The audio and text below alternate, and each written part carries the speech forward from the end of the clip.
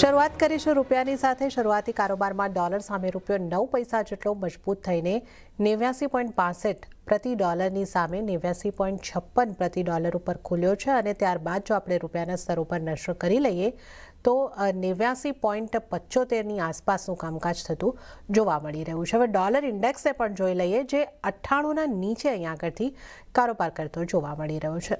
વધારે ચર્ચા કરીશું. ટ્રેડબુલ સિક્યોરિટીઝના ભાવિક પટેલ આપણી સાથે જોડાઈ રહ્યા છે. ભાવિકજી, સ્વાગત છે આપનું CNBC બજાર પર. Good morning. અને સૌથી પહેલાં તો આજે ચર્ચાની શરૂઆત કરીએ એ પહેલાં આપને પણ મેરી ક્રિસમસ. આજે આપણે આવતીકાલે તો રજા રહેશે ક્રિસમસની, તો ક્રિસમસની આપને તથા તમામ દર્શકોને શુભકામનાઓ. અને હવે આપણે જો રૂપિયાની વાત કરી લઈએ, કઈ રીતે આપ આગળ રૂપિયાની ચાલ જોઈ રહ્યા છો? ડોલર ઇન્ડેક્સ હવે જે 98ના આપણને આસપાસ દેખાઈ રહ્યો છે, તો રૂપિયાને એક સપોર્ટ અહીંયાથી પણ મળી શકશે અને કઈ રીતે આપ રૂપિયાની ચાલને જોઈ રહ્યા છો? ગુડ મોર્નિંગ જર્નાજી, આપને સૌ આપની ટીમને અને સૌ દર્શક મિત્રોને મેરી ક્રિસમસ અને શુભકામનાઓ. અને હોપફુલી નેક્સ્ટ યર જે છે, નવા વર્ષ જે છે એ પણ સૌને શુભ રહે. આપણે રૂપિયાની વાત કરીએ તો આરબીઆઈ અત્યારના જોઈ રહ્યું છે કે અત્યારે લોકો સ્વેપ કરી રહ્યા છે, ડોલર સ્વેપ. ઇનફેક્ટ $10નું સ્વેપ કરી રહ્યા છે, જે ઓફકોર્સ થોડુંક પોઝિટિવ રહેશે, કારણ કે આગળ જતા રિઝર્વ જે છે ડોલર્સનું એ આરબીઆઈ પાસે રહેશે. અને પ્લસ એ લોકો ઓપન માર્કેટ ઓપરેશન્સ પણ જોઈ રહ્યા છે, અત્યારના કરી રહ્યા છે. ટ્રેઝરી જે છે એમની જે છે ગવર્મેન્ટ સિક્યોરિટીઝ એ ખાસ કરીને બાય કરી રહી છે, જેનાથી લિક્વિડિટી વધશે. તો ઓવરઓલ આઈ થિંક રૂપિયામાં બહુ મોટું વીકનેસ અત્યારના જોવા નહીં મળે. બટ અગેન સ્ટ્રેન્થથી મને નથી લાગતું, જ્યાં સુધી આપણી અને યુએસનું કોઈ ટ્રેડ ટોક નથી થતું, કારણ કે આપણે બીજી બધી કન્ટ્રીઝ જોડે એગ્રીમેન્ટ કરી રહ્યા છે, પણ યુએસની જોડે મેઇન એગ્રીમેન્ટ કરશે તો જ મને લાગે છે કે રૂપિયામાં કોઈ સ્થિરતા કે મજબૂતી જોવા મળી શકે છે. છેલ્લા એક વીકથી આપણે જોઈ રહ્યું છે કે આરબીઆઈ સતત ઇન્ટરવેન્શન કરીને હવે 90 થી 91ની ઉપર રૂપિયો જવા નથી માંગતી હતી. એટલે મને લાગે છે કે એટલે શોર્ટ ટર્મમાં રૂપિયો જે છે એ થોડુંક સ્થિર જ રહેશે, બહુ ઉપર નીચે જવાની ચાન્સીસ નથી. બટ ઓવરઓલ હજી પણ આગળ જતા આઈ થિંક જ્યાં સુધી ટ્રેડ ડીલ નથી થતી ત્યાં સુધી હું માનું છું કે રૂપિયામાં વીકનેસ છે એ કન્ટિન્યુ રહી શકે છે. ડોલર સ્વેપના લીધે થોડીક આરબીઆઈ પાસે એમ્યુનેશન આવશે કે આગળ જતા પણ ઇન્ટરવેન્શન કરવું હશે, લોકો પાસે ડોલર હશે વેચવા માટે. એટલે થોડુંક પોઝિટિવ છે, બટ આઈ થિંક ડીલ જે છે એ જ મેઇન છે. ઓકે, તો આપણે અહીંયા આગળ રૂપિયા પર અસર કરનારા પરિબળોની પણ અહીંયા આગળથી વાત કરી અને રૂપિયામાં મજબૂતી માટે યુએસ સાથે ટ્રેડ ડીલ થાય એની ખાસી રાહ અહીંયા આગળથી આપણે જોવાઈ રહી છે. અને એના બાદ એક રૂપિયામાં આપણે સારી મજબૂતી જોઈ રહીએ, નહીં તો રૂપિયામાં એક નરમાશ સાથેનો કારોબાર જ આપણને જોવા મળી શકે છે. પણ આપણે સોનાની વાત કરીએ તો સોનાની તેજી આગળ વધી રહી છે અને કોમેક્સ ઉપર ભાવ $4,525 રેકોર્ડ સ્તર પર પહોંચ્યા બાદ ત્યાંથી થોડા ઘટ્યા છે. તેમ છતાં 4,492ના સ્તરની આસપાસ આપણે કારોબાર જોઈ રહ્યા છે.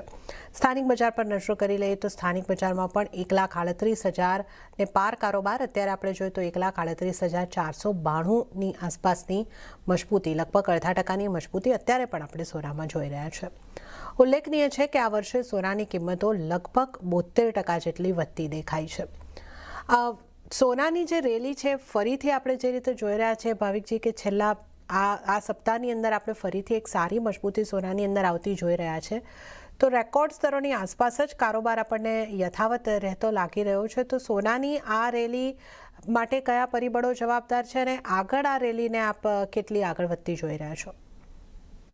આઈ થિંક સૌથી વધારે ઇમ્પોર્ટન્ટ તો લાગે છે કે ફેડનું રેટ કટ છે, કારણ કે આ વખતે રેટ કટ પછી એક્સપેક્ટેશન હતું, કારણ કે મોંઘવારીના દર જે છે એ સારા આવ્યા છે, એ વધેલા જ છે. બટ તે છતાં પણ જે ઇકોનોમિક ડેટા આવ્યા હતા, ખાસ કરીને જોબ્સ ડેટા હતા, એ વીક આવ્યા હતા. એટલે માર્કેટ ધારી રહ્યું હતું કે 2 રેટ કટ 2026માં થઈ શકે છે. ગઈકાલે આપણે જોયું હતું કે યુએસના જીડીપી એક્સપેક્ટેશન કરતાં વધારે સ્ટ્રોંગ આવ્યા છે, બટ તે છતાં પણ માર્કેટમાં હજી એઝ્યુમ છે કે 2 રેટ કટ આવશે. અને મેઇન ઇમ્પોર્ટન્ટ છે કે ફેડ જે છે એ નેક્સ્ટ મેમાં નવા ફેડ બનવાના છે, એ જાહેરાત જાન્યુઆરી એન્ડ સુધીમાં ટ્રમ્પ સાહેબ કરશે. અને એક્સપેક્ટેડ છે કે કેવિન હેઝેટ જે છે એ જ થઈ શકે છે. અને એ ઓલરેડી આપણે જોઈ રહ્યા છે કે ગવર્મેન્ટની પ્રેશરની અંદર એ અત્યારથી વાત કરી રહ્યા છે કે રેટ કટ કરી શકે. મે બી 4 પણ રેટ કટ થઈ શકે 2026માં, જે અગેન ગોલ્ડ માટે અને સિલ્વર માટે સારું છે. સેકન્ડ પરિબળ આપણે જોઈ રહ્યા છે કે માર્કેટમાં પાછી યુએસ જે છે એ લોકો લિક્વિડિટી વધારી રહ્યા છે. ભલે નથી કરી રહ્યા, પણ એવરી યર $40 બિલિયન લોકો ટ્રેઝરી બાય કરી રહ્યા છે અને એ જે પૈસો માર્કેટમાં નાખશે એ ઓફકોર્સ હાઈ રિટર્ન ચેસ કરવાનો છે, જેના લીધે ઇક્વિટી માર્કેટને ગોલ્ડ સિલ્વરમાં તેજી જોવા મળશે.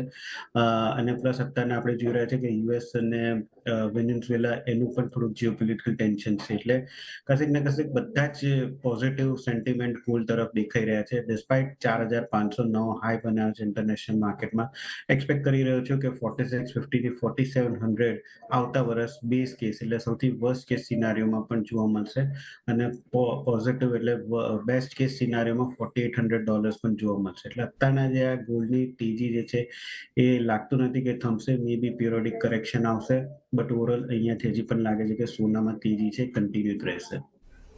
ઓકે, સોનાની તેજી કન્ટિન્યુ રહેતી જોવા મળી શકે છે અને આવતા વર્ષે જો ઓછો વધારો રહ્યો તો પણ $47 આપણે સ્તર જોઈ શકીશું અને જો સારા સ્થિતિઓ બની તો $4,800 સ્તર સોનાની અંદર બનતા દેખાઈ શકે છે. મેઇન સોનાની તેજીનું કારણ રેટ કટ રહી શકે છે. તો આપણે સોનાની મજબૂતી આગળ પણ વધી શકે છે. આવનારા વર્ષમાં પણ સોનુંમાં એક સારી મજબૂતી જોવા મળી શકે છે, એની આગળથી ખાસ વાત કરી છે. પણ હવે આપણે ચાંદીની પણ વાત કરી લઈએ તો ચાંદીમાં પણ તેજી આગળ વધતા અહીંયા આગળ વૈશ્વિક બજારમાં 1% સાથેની મજબૂતી સાથે $72 પાર કારોબાર નોંધાયો છે અને સ્થાનિક બજારની જો આપણે વાત કરી લઈએ તો સ્થાનિક બજારમાં આપણે 2,23,300 સ્તર એટલે 1.5%થી ઉપરની મજબૂતી જોઈ રહ્યા છે. ચાંદીમાં આ વર્ષની મજબૂતી પર નજર કરીએ તો અત્યાર સુધીમાં 151% કિંમતો વધી ચૂકી છે. ભાવિકજી, ચાંદીની માટે તો આ વર્ષ તો સ્વાભાવિક રીતે એક ઐતિહાસિક વર્ષ જ રહ્યું છે, પણ ચાંદીને માટે હવે આ એક મોટો સવાલ છે કે ઘણી ઝડપી અને આ વર્ષમાં જે લગભગ 50 વર્ષની રાહ જોયા બાદ આટલી બધી મજબૂતી આવી છે, આ મજબૂતી આવતા વર્ષમાં પણ કન્ટિન્યુ થશે અને ચાંદી માટે આપ નિયર ટર્મમાં કેવો વ્યૂ રાખી રહ્યા છો અને 2026ની આપણે જો એક વાત કરી લઈએ તો તમે ચાંદીને કઈ રીતે જોઈ રહ્યા છો? આઈ થિંક ચાંદી અગેન આ વર્ષમાં ગોલ્ડ કરતાં વધારે આઉટ પરફોર્મ થઈ છે અને એનું એક રીઝન એ છે કે 5 વર્ષથી જે ડેફિસિટ છે એ હવે લોકોને દેખાઈ રહ્યું છે. ડિમાન્ડ જે છે ખાસ કરીને ઈવીમાં છે, ફોટોવોનિક જે સોલર પેનલ્સ છે એમાં વધી રહી છે અને એક્સપેક્ટેડ છે કે 2026માં એ વધશે અને આ જે ડેફિસિટ જે છે એ કન્ટિન્યુ રહી શકે છે 2026માં, જે અગેન સિલ્વર માટે સારું છે. મને લાગી રહ્યું છે કે બેઝ કેસ સિનારીઓ આપણે 2026માં જોઈએ તો એ ચાંદીનું હશે 2,50,000નું અને પોઝિટિવ બેસ્ટ કેસ સિનારીઓ જોઈએ તો મને લાગે છે 3 લાખના. અત્યારનો ઓલરેડી મારો એક્સપેક્ટેડ હતો કે ફર્સ્ટ ક્વાર્ટર એટલે માર્ચ 2026માં 2,25,000 સુધીનું કદાચ ભાવ આવી શકે, પણ એ 2025ના એન્ડમાં જ આવી ગયું છે, એટલે 2,50,000 મિનિમમ દેખાઈ રહ્યું છે અને વધારે 3 લાખ જે છે 2026માં દેખાઈ રહ્યું છે. એટલે ચાંદીમાં હું હજી પણ ઘણો બુલિશ છું. મે બી આગળ જતા થોડું કરેક્શન આવી શકે છે કે એક્સચેન્જ જે છે એ માર્જિન વધારી શકે છે ઓર લોંગ પોઝિશન છે અને થોડુંક અનવાઇન્ડ કરવાનું પ્રેશર આપી શકે છે, જે અગેન એક કરેક્શન એક પોઝિટિવ રહેશે બાઇંગ કરવા માટેનું. એટલે ચાંદી હું સોના કરતા એક્સપેક્ટ કરી રહ્યો છું કે ઓર તેજી થઈ શકે છે અને નેક્સ્ટ યર આપણે 75 બેઝ કેસ અને ઉપરમાં લાગે છે કે $100 સુધીનું પણ લેવલ આપણને 2026માં જોવા મળી શકે છે. તો ચાંદી અગેન ટોપિક રહેશે. ચાંદી જે 2025માં 150% રિટર્ન આપ્યું એટલું નહીં, પણ એટલે 40 થી 50% રિટર્ન 2026માં પણ આપી શકે છે. ઓકે, તો 2026 માટે પણ સોના ચાંદીમાંથી ટોપિક ચાંદી રહી શકે છે અને બેસ્ટ કેસ સિનારીઓ $100ની આસપાસના સ્તર અહીંયા આગળથી આપણે જોઈ શકીએ છીએ. MCXના લેવલ પર વાત કરીએ તો ઓછામાં ઓછા 2,50,000ના લેવલ અને નહીં તો આપણે 3 લાખ સુધીના સારા કેસની અંદર ચાંદીના ટાર્ગેટ બનતા જોઈ શકીએ છીએ. તો ચાંદીની મજબૂતી પણ આગળ યથાવત રહેતી જોવા મળી શકે છે. તો સોના ચાંદીની આપણે અહીંયા આગળથી ચર્ચા કરી અને આ સાથે હાલ સમય થઈ રહ્યો છે એક નાનકડો બ્રેક લેવાનો. લેશું બ્રેક અને બ્રેક બાદ વધુ કોમોડિટીઝની ચર્ચામાં ભાવિક પટેલ સાથે આગળ વધીશું.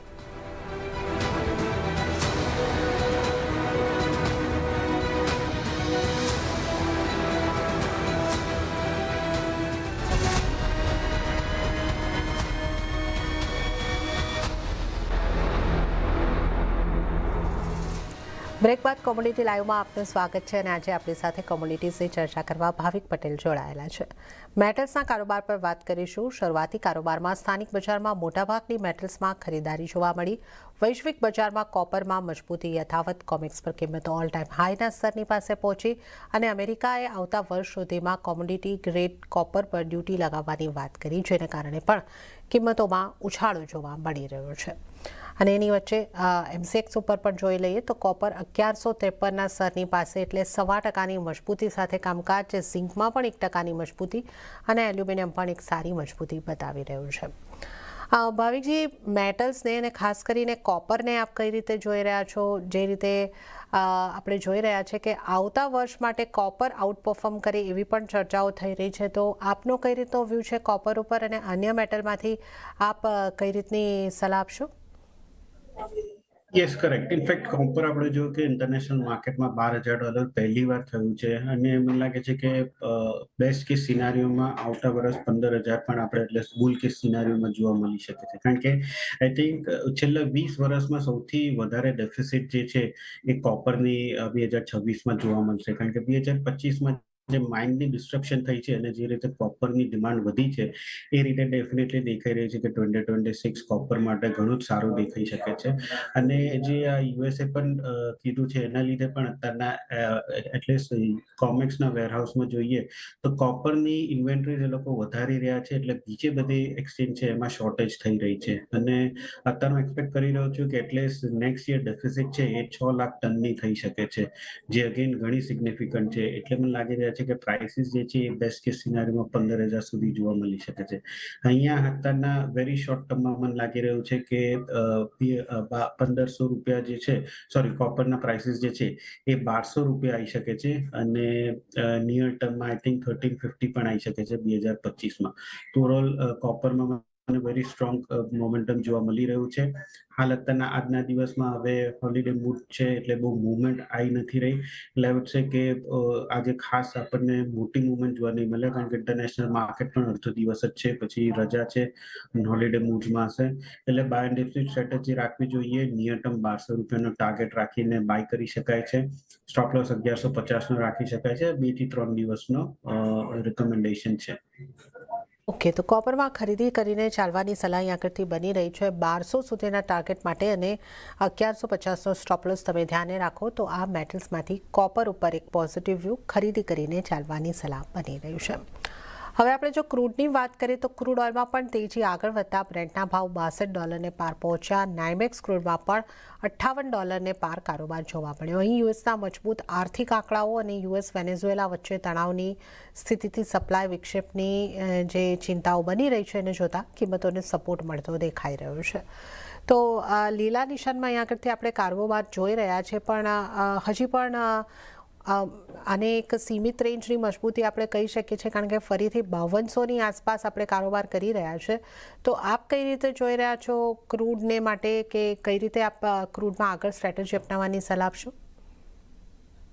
જીઓપોલિટિકલ છે એટલીસ્ટ યર એન્ડમાં ક્રૂડના પ્રાઇસીસને લિફ્ટ કર્યા છે, બટ ઓવરઓલ હજી પણ આપણે જોઈએ તો હમણાં લાસ્ટ વીક જ આપણે જોયા હતા, 2 વીક પહેલા 2021ના લો પર ક્રૂડ ચાલી રહ્યું હતું અને હજી પણ સપ્લાય ગત છે. આઈ થિંક નવું યુએસ અને વેનેઝુએલાનું છે એ માર્કેટ જોઈ રહ્યું છે અને એનું રિએક્ટ કરી રહ્યું છે. અગેન આઈ થિંક 5350 5400ની ઉપર ન જતો ત્યાં સુધી મને બહુ તેજી નથી દેખાઈ રહી, બટ 60ની નીચે પણ વધારે સસ્ટેન નહીં થાય, કારણ કે ઓઇલ માર્કેટિંગ કંપની ખાસ કરીને ઓપેક જે છે એ લોકોને પણ 60ની નીચે પ્રાઇસીસ જોઈતા નથી, કારણ કે એ લોકોને પણ આગળ જતા ઘણું બધું ઇમ્બેલેન્સ જોવા મળે છે, કારણ કે લોકોની રેવન્યુ જ ઓઇલ ઉપર છે. એટલે કશેક ને કશેક જો 60ની નીચે જશે તો લોકો જપ મારીને પ્રોડક્શન જે છે એ કટ કરશે, જેના લીધે પ્રાઇસીસ સ્ટેડી થશે. આઈ થિંક એક્સપેક્ટેડ છે કે 2026માં $60 થી $70 જે છે એની વચ્ચે જ ક્રૂડમાં ટ્રેડ થશે. પોઝિટિવ કોઈ બહુ ખાસ અત્યારના દેખાઈ નથી રહ્યો. આ જીઓપોલિટિકલ કન્સર્ન્સ જે છે એના સિવાયની હજી પણ સપ્લાય કન્સર્ન્સ છે જ, એટલે મને લાગે છે કે આગળ જતા પણ પ્રાઇસીસ જે છે એક સીમિત રેન્જમાં જ રહેશે. બટ હાલ અત્યારના વેરી શોર્ટ ટર્મમાં થોડુંક હજી પણ તેજી દેખાઈ રહ્યું છે 5300 સુધીના ટાર્ગેટથી. તો ક્રૂડને કરંટ માર્કેટ પ્રાઇસથી બાય કરી શકાય 5300ના ટાર્ગેટથી અને 5250નો સ્ટોપ લોસ રાખી શકાય છે.